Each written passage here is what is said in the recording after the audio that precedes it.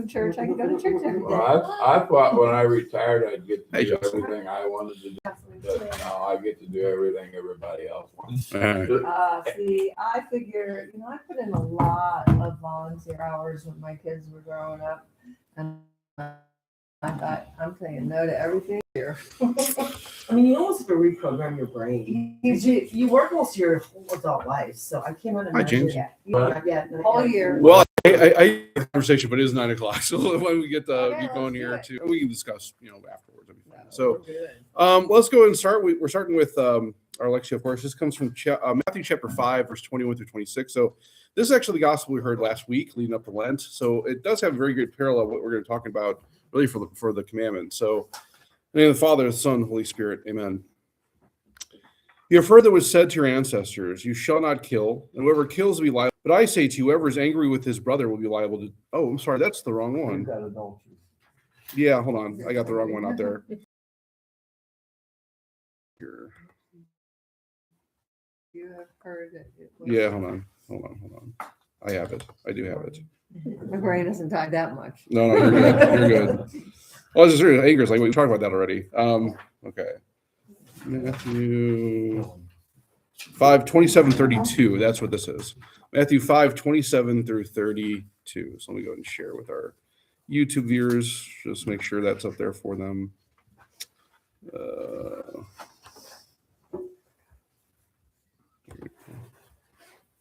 All right, good. One of your members, than to have your whole body thrown into Gehenna. Is one of your members, than to have your whole body go into Gehenna. It was also said, whoever divorces a wife must give her a bill of divorce. But I say to you, whoever divorces his wife, unless the marriage is unlawful, causes her to commit adultery. And whoever marries a divorced woman commits adultery.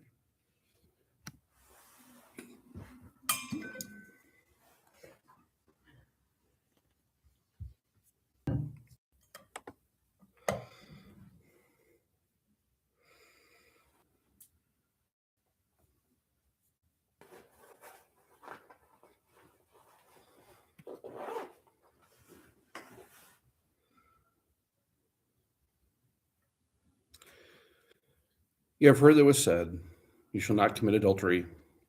But I say to you, everyone who looks at a woman with lust has already committed adultery with her in his heart. If your right eye cause you to sin, tear it out and throw it away. It is better for you to lose one of your members than to have your whole body thrown into Gehenna. And if your right hand cause you to sin, cut it off and throw it away. It is better for you to lose one of your members than to have your whole body go into Gehenna. It was also said, whoever divorces his wife must give her a bill of divorce.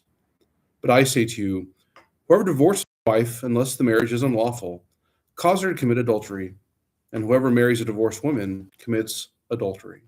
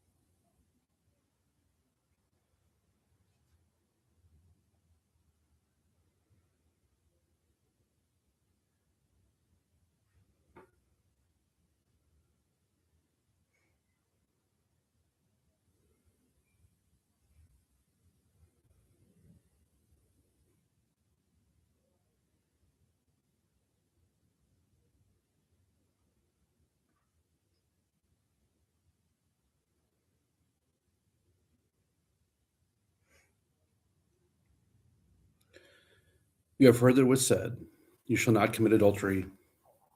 But I say to you, everyone who looks at a woman, tear it out and throw it away. It is better for you to lose one of your members than to have your whole body thrown into Gehenna. And if your right hand causes you to sin, cut it off and throw it away. It is better for you to lose one of your members than to have your whole body go into Gehenna. It was also said, whoever divorces his wife must give her a bill of divorce. But I say to you, whoever divorces his wife, unless the marriage is unlawful, causes her to commit adultery. And whoever marries a divorced woman commits adultery.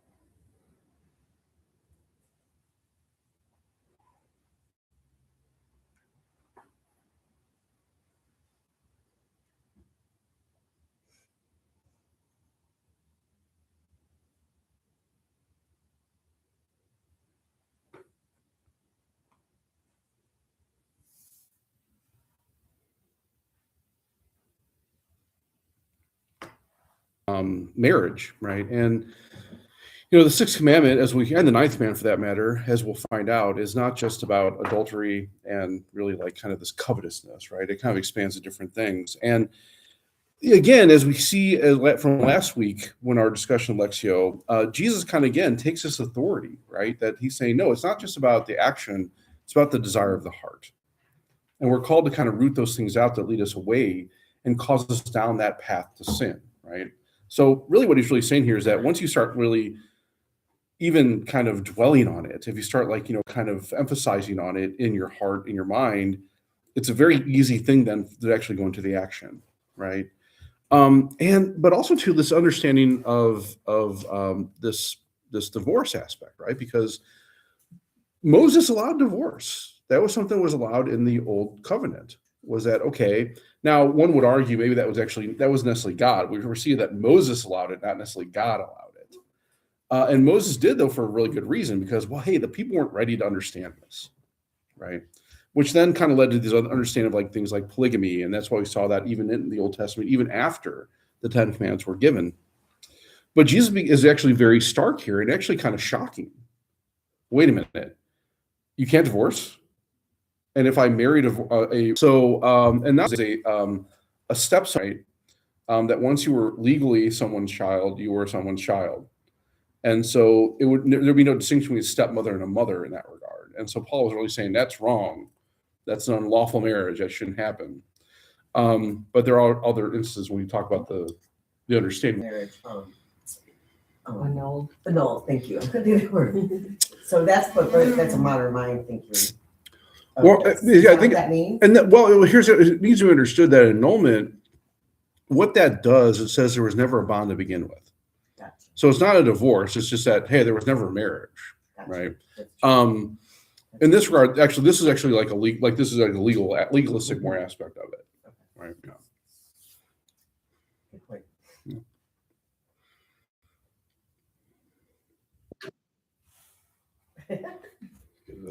That's a meeting notice. Every so much while say you want to stay here. Nobody's here. Do you want to stay here? It's like, all right, fine. Okay.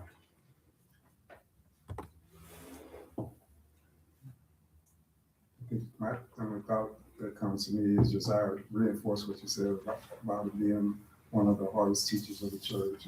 I find it's hard, just to Yeah. Is it also adultery if someone marries a divorced man? Yeah. So anything applied to a woman here would be applied to a man. So yeah. We want to be clear about that. It's not just, hey, you guys are off the hook. It's right. But in that context, though, and it's important to understand though too, in the context of the law, the man can't be given a bill of divorce. right? And in the law of Moses, it wouldn't be the man actually allows the woman to leave. And so in that regard, you wouldn't necessarily have a divorced man. Because also in the context here, there was still allowance of like polygamy. Now that by the time of Jesus, that was kind of rooted out. That wasn't really a thing anymore. But based on what the law was given, you could see like, oh, okay, polygamy is kind of okay, especially when it was actually like applied to like royalty, So we would understand that everything applies to a woman apply to a man today, because a woman in this aspect, there's not that power imbalance anymore today. But back then there would have been that power imbalance. So what Jesus is saying is, yeah, no, if you're divorced, that's wrong, right? You can't just remarried. That doesn't really work that way. Does that make sense? Yes. Okay. Yeah. As far as like women would be stoned to death for adultery, was that more of a community thing? Yeah. So at that time of Jesus, though, we remember in John chapter 8 where there's this. We'll hear this in the gospel coming up closer to Easter, but the woman caught in adultery. The thing is, that was an illegal stoning because at the time of Jesus, the only people that could give capital punishment would have been the Romans. So the people couldn't take the law in their own hands and actually. And the Romans didn't want that, because that'd be like, oh, that's just, there's no rule of law here. We want to control these things. But also the Romans didn't care about adultery, because that wasn't part of like the Roman law. That's like, hey, well, that's your own personal problem. That's not going to be our concern. So like that was the issue with Jesus when he was going to Pilate. Pilate's looking at this is like, there's no laws being broken. I have no real authority to do anything here, right? And that's really what he was trying to communicate to the high priest, like, this is your problem. But the problem even there is that they couldn't put him to death, because the Roman law wouldn't allow them to. So when it came to things like stoning, before the Romans were there, yeah, it was the church, the high priest would actually be the ones to say, yep, this person was caught. We have 2 witnesses, and that's all you need was 2 witnesses. Therefore, they're guilty, and the sentence is very clear: stoning. For both people? Yes. Yeah, for both. Yeah, for both. So in other words, the way that would work is you would actually bury someone up to their waist, and then you would just chuck stones at them until they died. And the honor was the last person would drop a huge stone on their head, and that would be the coup de grace. That was like the big honor. Oh, you get to drop a stone on the heretic. Congratulations. But no, it was the man and the woman. So that was also the thing that was so ironic about that story by John, was that the man was nowhere to be found. Now, some would assume maybe the man was already stoned, in which case that was also illegal. That the Romans wouldn't allow that, or that he got scot-free, or they were just trying to put Jesus in a dilemma, right? So there's many conclusions you can make from that. But yeah, the man and the woman would also be culpable in that action. But it was illegal in the Roman eyes? Well, the Romans didn't care about adultery. Okay, so but the problem is that get involved. No, that's the thing. The violation of the Jewish law, the Romans didn't care about. Gotcha. Right. So, and if you commit adultery, the Romans like, well, we're not going to put you to death for that. That doesn't violate any of our laws. And they were the only ones that could put someone to death at the time. And that's what made that so kind of outrageous, because they didn't really have the authority to put the woman to death. Plus, it was just the lady. Right. Right. Yeah. Are there other things that make a marriage unlawful? Well, at the time of Jesus, it would really be more incestuousness. Are you talking about like in the eyes of the church, or are you talking about the eyes of like the Jewish people at the time? The church. Okay, in the church, yes, right. So, in other words, when we talk about things like annulment, when we talk about the sacrament of marriage, you have to have those 3 C's present, right? Capability, consent, context. If one of those is missing, or there's a lack in one of those things, we would say there was never a marriage to begin with. And you could say, well, that's unlawful, but you would also say that's not a marriage. Does that make sense? So even like sanguinity. So the church actually says there are levels of sanguinity which you cannot get married. So usually it's actually 4 levels. So you have to be within 4 relationships of the person. So what that would mean was, my first cousin, it's 2 levels to the common ancestor. So we have a common ancestor in our grandparents. And because there's two levels there, we cannot get married to each other, right? Second cousins, well, that's a little bit farther removed, right? So legally speaking, by what canon law dictates, you could get married to your second cousin. Because the idea there's a level of sanguinity, the separation of genetics and stuff is enough where it wouldn't be an effect of the children or cause that kind of harm. So that would be something like unlawful. So if I try to marry my first cousin, church like, no, you can't do that. You're too close to each other in your bloodline, right? That might be the only real issue would be like unlawful. And so let's say there might be a scenario where someone does that. Maybe they didn't know they were first cousins, which is why when we do like the prenuptial investigation, we ask, are you related to each other? Now, most of the time people say no. It's like, well, how do you know? Right? Because that's the question I usually ask. It doesn't ask us on the form, but I ask that because like, well, they're like, well, we just know. I'm like, okay, well, like, because the other thing we find nowadays, and there's been some instances of happening where let's say someone donates their sperm and ovum, right? And so, well, yeah, I mean, I know my parents raised me, but I was conceived through these artificial ways. Oh, hey, guess what? You did a blood test and you guys are brother and sister. That's been happening. Whoa, really? Right? That. So that would be definitely unlawful. So if let's say someone got married and later found out that was the case, well, that's unlawful, and that would be almost an automatic. That'd be an automatic annulment because there's no way you can have a bond there, right? Yeah, but there's other things that would say that the marriage was never happened. There's a lot of impediments actually that you could actually say this wasn't a bond that was created. You want examples or more examples, or is that like kind of okay? Yeah, I mean, even like something like maturity. So there have been cases where we have some scientific understanding that the human brain doesn't develop till you're 26, and so for those who are married before they're 26, that could be a grounds for annulment. You weren't fully matured to make that clear and consent to each other. Okay,